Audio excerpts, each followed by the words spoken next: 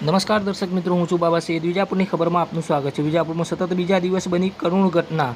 વિજાપુર તાલુકાના કોટડી ગામે ગળે ફાંસો ખાધેલ હાલતમાં મળી આવ્યો યુવાનનો મૃતદેહ. સમાચાર વિગતવાર જાણીએ. વિજાપુરમાં સતત બીજા દિવસ પર કરુણ ઘટના સામે આવી છે. ગઈકાલે વિજાપુર તાલુકાના ફતેપુરા ગામે એક કેનાલના કૂવામાંથી મહિલાનો મૃતદેહ મળી આવ્યો હતો, જ્યારે આજે વિજાપુર તાલુકાના કોટડી ગામે 18 વર્ષના ધનેશસિંહ તેનાજી ઠાકોર નામના યુવાનની ગામના જ ખેતરમાં મંદિરના શેડથી ગળે ફાંસો ખાધેલ સ્થિતિમાં શબ મળી આવ્યો છે. મા બાપ વિનાનું જીવન વ્યતીત કરતા સાદગીપૂર્ણ યુવાનનું અચાનક મોતથી ગામમાં શોકની લહેર ફેલાઈ ગઈ છે. ધનેશ જે ગત રાત્રે 8 વાગ્યે ઘરેથી બહાર નીકળ્યો હતો અને સવારે પરિવારજનોએ તેને જોયો તો તે ખાટલામાં સૂઈ રહ્યો ન હતો, જેથી તેમણે શોધખોળ આદરી હતી.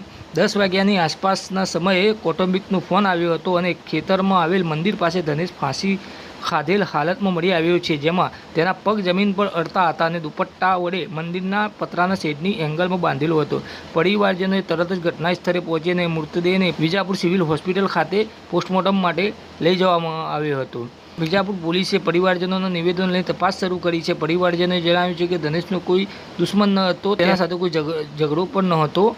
તેનું જીવન સાદગી અને સરળતાથી ભરપૂર હતો, જે આ ઘટનાને વધુ દુઃખદ બનાવે છે. પોલીસનું મૂળભૂત અનુમાન આત્મહત્યાનું છે, પરંતુ એફએસએલ રિપોર્ટ અને પોસ્ટમોર્ટમ રિપોર્ટ પછી જ ખબર પડે કે શું ખરેખર આત્મહત્યા છે. યુવાનનું શબનું પોસ્ટમોર્ટમ કરી મૃતદેહ પરિવારજનોને સોંપી દેવાયો છે, જ્યાં ગામના લોકોમાં ચિંતા અને દુઃખનો માહોલ ફેલાયો છે.